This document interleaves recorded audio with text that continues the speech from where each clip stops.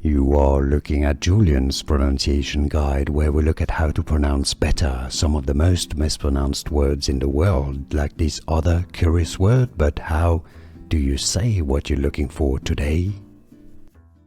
We are looking at how to pronounce these words and more confusing plant names in particular, and names from biology.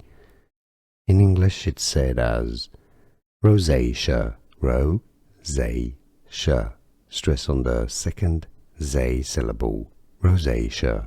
It's easy, and now you know. More videos for you here to learn more. I'll see you there. Thanks for watching. Here are more videos on how to pronounce more confusing words and names too many mispronounced. Like this video if you found it useful. I appreciate your support. I'll see you soon, and thanks for watching.